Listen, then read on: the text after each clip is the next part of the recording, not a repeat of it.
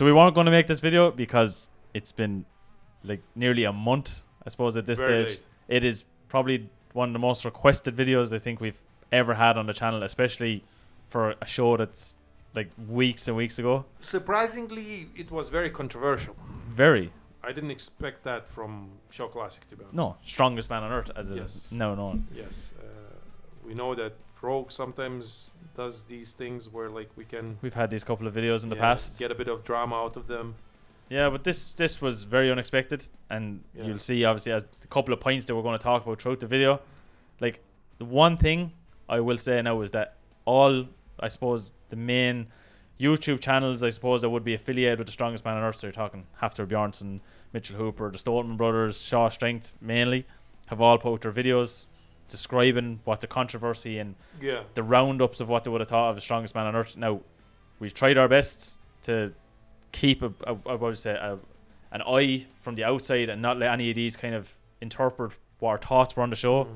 There's no point in saying there wasn't, but there has been a couple of hiccups that could have been changed, I suppose. And I think some of the controversy is welcomed, I suppose. I think the biggest hiccup was the axles. Yes. And I think that's what exactly bothered Brian the most. Yes, and it's understandable, and I can guarantee he was kicking himself as soon as he found out what the story was with the axles. He should be kicking someone else too. He should be, but like, you know himself, he took it on board himself, like, it's his thing, but at the same time, like, by himself he can't run everything. Like, no, you know he cannot. So. And like we know, like, Brian is retired now at this stage, but I can see that, like, from the massive changes made in 5 years, the show, like, it's his baby. It's what his legacy wants it to be, and we even seen from the time we were there last year, like, even when he was competing, he wanted to make sure he was glued in with everything, that he had an idea what's going on. How was an athlete supposed to win the competition, which he ended up doing, and run a whole show and an expo, and making sure that the payments are made, and all, like, it's a lot. It's a lot. And I know he didn't have the pressure of being an athlete this year, but like, some of the things, like, you have to rely on your team to do.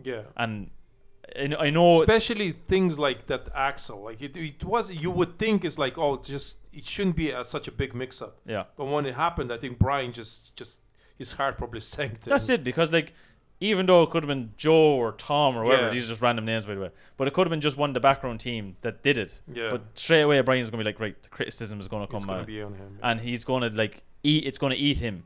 And to be fair, I think that was the biggest controversy in our eyes. Yes, that's the biggest. Like, I think it's bigger than the squat, the squat that everyone is talking about. Yeah, well, it's fair, because like the squat, as we get into it, we'll kind of give our points on it. But like, I think the axle is the only thing that Brian should really be worried about. Yeah, and that's to me that's the biggest fumble.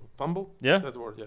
So that's the biggest fumble for me. Other than that, I think when it comes to like that other controversial event, as in like squat, I think it's like, it's easy kind of to explain. Yeah. And Brian, he kind of like as well explained it, but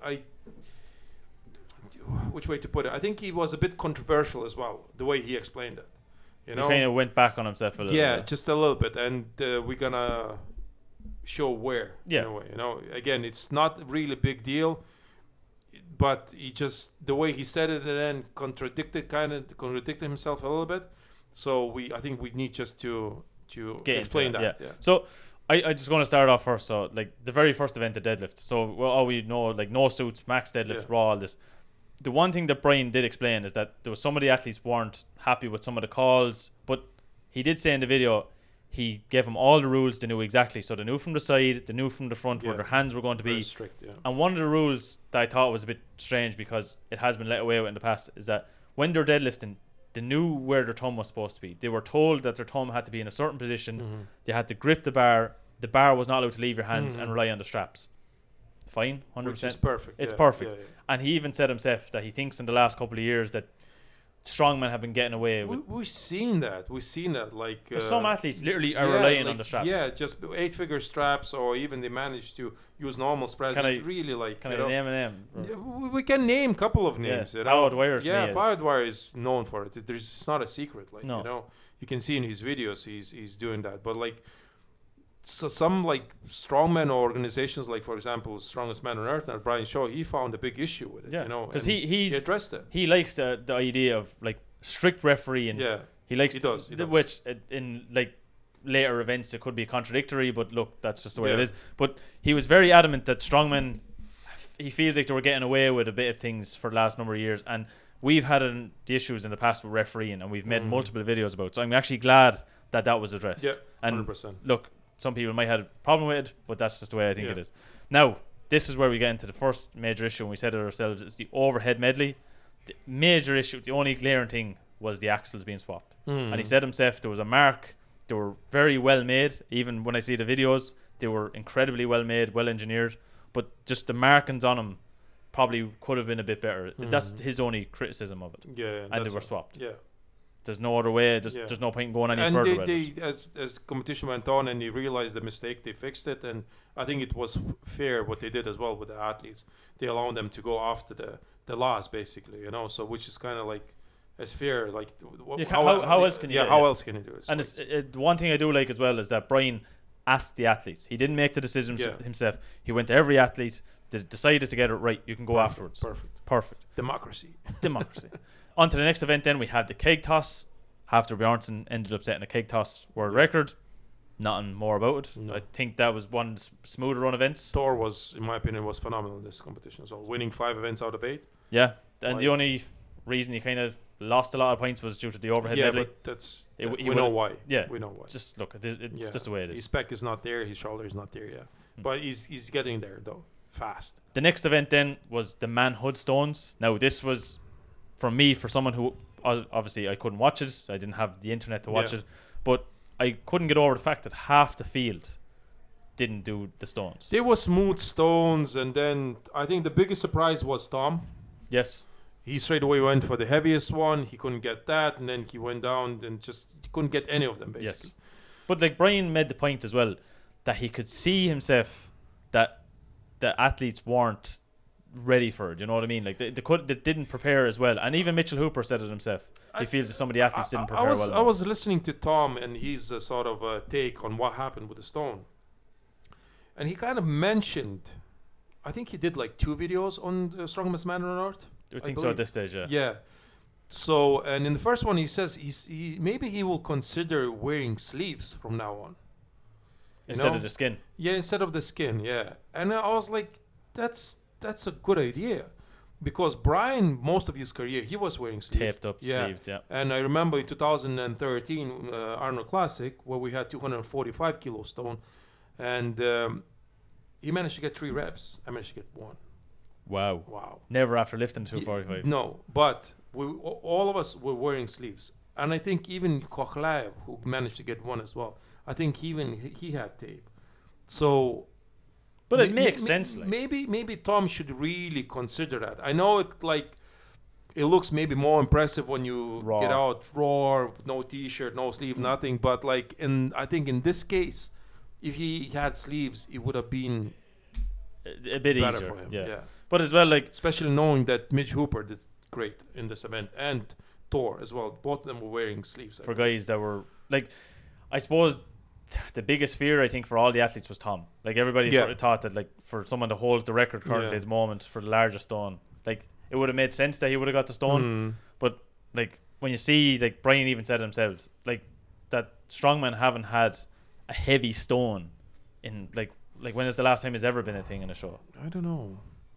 I have to go with 2013 Iron Classic probably. That's what I mean. Like, so like 245. But that's what he's saying. He doesn't think they're prepared well enough. Now, I don't know. We weren't there. So, like, again, but when you see some of the other athletes, they could be saying the same thing. That probably... he did say that some of the athletes tried to blame the equipment, and I can't see how that's the problem. The stones were smooth. Yes. But then again... Apply the tacky. Yeah, if tacky, and then if you wore the sleeves, maybe that was it's up to you to prepare. Yeah. Yeah, and so like I said, maybe for Tom it's a lesson, which is perfect because he's still kind of claiming I'm still learning. Yeah, but that's good. That's a big lesson for you as well. Maybe just admit it from now on. Like maybe you should consider wearing these sleeves, especially when you're going for a very very heavy stone. So after the manhood stone, we now have the universal controversial event that everybody is kind of hung up on, I suppose. Yeah. Now, again, watching the video, Brian explained it.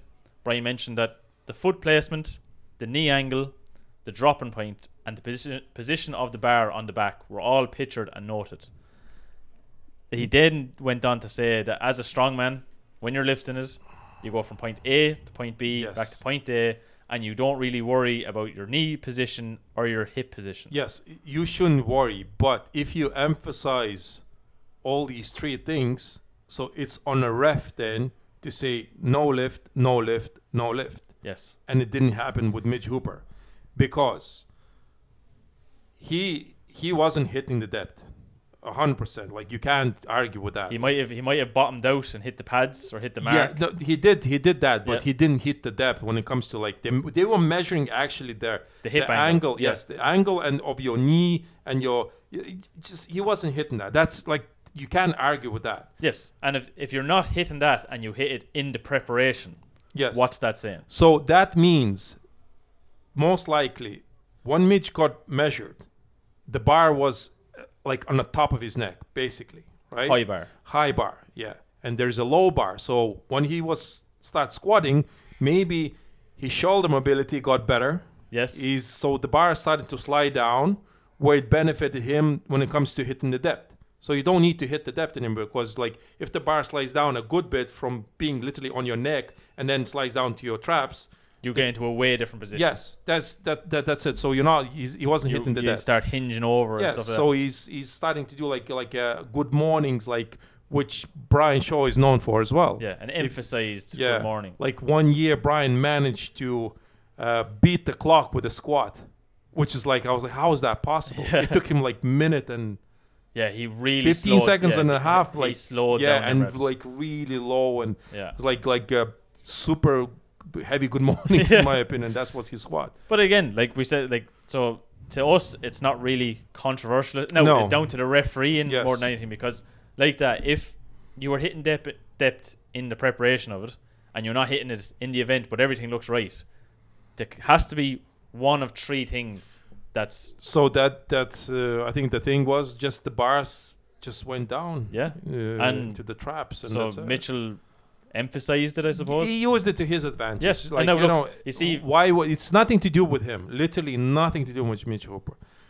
The minute you start doing that, if the referee, we have a problem with it, stop. Yeah, reset. Yes, stop. We'll talk about it. Yeah, or something like that. Yeah, because other than that, I don't know what's the controversy. There's not, because look, you see, like, was it Mateusz Belczak did it with the stone before? Instead of dropping and picking it, he used to bouncing it. Yes, the same he did with I think with the dumbbell as well, which is like, is it within the rules? Because it's not wrote down. It's like how you can class it as a world record if he's like bing and back on the shoulder. You know, maybe you should like leave it and then grip it and do it again. Stop, So. But look, to us, it's not down to a fault of Brian or the show. It's down to the refereeing. Yeah, again, it's just down to the referee. It's a learning curve for them. You know, they thought they had it figured out. They didn't. Simple as. So on to the third last event, I suppose, is the power medley. Now, when I was looking at this live, I see did not finish pull, did not finish pull, did not finish pull. I think with this event is probably just a bit too heavy after obviously the large, really gruesome events, I suppose, with the weights. And it's just, they could have been taxed. And to be fair, when we seen it last year, it's a very thick rope. It's a very long course. It's understandable that they didn't finish in the time frame. Yeah, but look, second day of competing. It's understandable. So on that regard, the weights are probably just too heavy. That's the only difference you could make. Yeah. The dumbbell medley, power medley, same thing again. Just usual overhead dumbbells.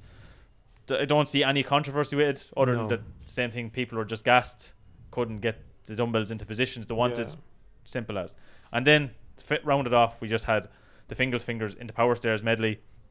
Same thing. Mitchell Hooper ended up on top of the stairs, becoming strongest man on earth, and gave his speech to the crowd. The only issue Mitch Hooper had is like he thought that maybe it's not necessary to slide the implement all the way on top of the stairs at the end. Yeah, you don't have because he had always to adjust, and he felt like he lost a couple of seconds when it comes to that. So he thought like maybe we should address that as an issue. But I don't know. It seems like every competition tells you to put it fully back. Giant slave is very key. Yeah, as well. So it's just the thing that Mitch Hooper didn't like. Yeah, small thing. But I think that's strongest man on earth for us. Like, I don't know what else to say. I don't know. I think it was a success. Brian did a wrap-up video, and at the end he had a bit like, I don't know. It was kind of weird to see him that way because he was talking about a couple of guys. I guess competitors not. Yeah, he got very real at the end. Yeah, it did. The couple of competitors didn't really thank him for invitations, I guess. And he was emphasizing money as well. He had the biggest prize money ever, I guess, in a strongman, bigger than Arnold, bigger than World Strongest Man, and even like would combined even like bigger than Rogue Invitation. It is. So at the moment, I think is it 290 something thousand. Yeah, that was when all the opens everything. But I think when it just came to the pro level, I think they're about 6,000 more. In the payouts than what Rogue is. Now that can obviously go up Bitcoin and sales and all that. But yeah, it was 297,000. It was like very close to 300,000, and that is solely on strongman. Yeah, which I love to see. Yeah. Now, I think there was 6 competitors walked away with more than $10,000. When has that ever been heard on a show? Yeah, that's especially when there's 16 athletes competing. Yeah, it's nice, especially for competitors to get like over 10,000, even if you play 6th place. Usually, it doesn't really happen, in the competition. So. And it was a weird, like, sort of, I don't know, I had a weird feeling watching him talk that way and he did get talking about the future and what's next. And that's one thing. I don't know what does it mean. It seems like he has something in his head. That he's brewing, Yeah, but he doesn't want to say it publicly. That's what I felt. I was worried when I did hear that because I know exactly what you're saying when he said, like, there's talks to go on, there's discussions to go on. Yeah. For the future of the show. Now, when I heard that, I was like, oh, I'd hate to see like if they lost money and they just couldn't afford to do the show. Yes, that's because, what I would hate to see as well. Because the show is incredible. It's necessary. It is, because like Mitchell Hooper said it in a video like long afterwards. He was on about like Brian had a different time and you obviously had a different time in strongman when you were competing in car parks, parking lots. Yeah. And he was saying like the corruption in strongman, like Brian wants to stop the corruption, and Mitchell Hooper said now he hasn't seen corruption in it. But from the past, from stories I hear, there was most definitely corruption of some sort, and it's like that in every sport. I don't think it's the corruption. I know a couple of stories. It's like basically the money doesn't go to the athletes. Yes, so organizers get the most of the money. I think that's the biggest issue for Brian's show, and he felt heartbroken where he's like kind of like maybe even not making as much as an athletes are, and he's not getting even thanked for it. Like, I get his point, but other than that, like, what can you do? How that can change? Yeah, because it's not like we have an an NBA or something like a federation as such where like everything is like known where the money is going to, how much owners are getting, all that other stuff. And he was even talking about creation of the unions. The union, yeah. I don't. It can't work. I think we spoke about. Yeah, like, we did. We made a video. It couldn't work. How? Yeah. It's gonna. I don't know why Brian kind of mentioned it, because, again, like he says it, but it seems like he stopped himself from literally getting into it. Yes, getting in and explaining to us what exactly on his mind. At the moment, it just seems like there's something inside him that wants to. He wants to roar. But he can't. He's trying to be political. Yes, but look, again, I do understand what he means. Like, he would have liked a bit more thanks, because he is putting a lot of pressure on himself to give this sort of money to the athletes.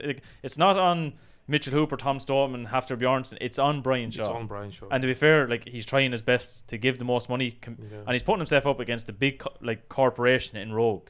So like, he's being able to compete with the big dogs.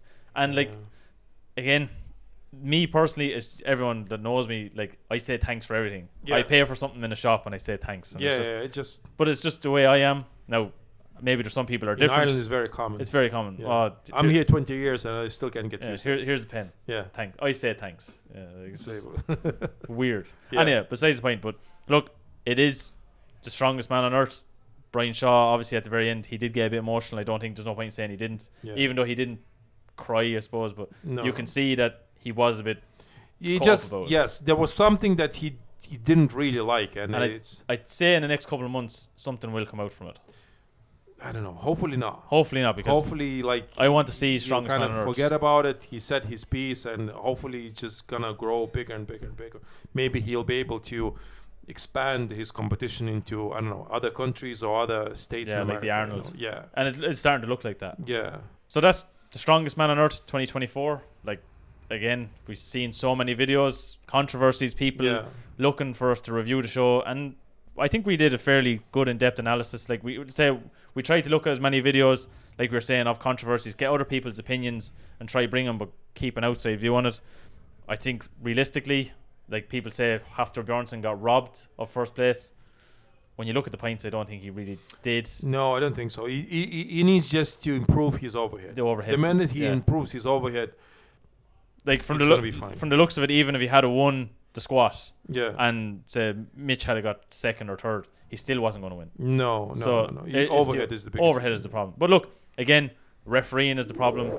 Some of the couple of things like with the axles, and then obviously with the deadlift, there was a certain rules. But look, those are the rules. I think they were adhered to well, just bar the squat lift. Let us know in the comment section down below what you think. We know there's a lot of people asking for it, so we'd love to get your feedback on what you thought of our review and our in-depth analysis of it. So like always, feel free to leave a comment down below. Like always, if you made it this far in the video, make sure to press the like button. If you're not subscribed, please press the subscribe button. And if you are subscribed, please press the bell icon. It'll keep you up to date with everything that's Lalas Brothers. And we'll see you in a future video. See you later, guys.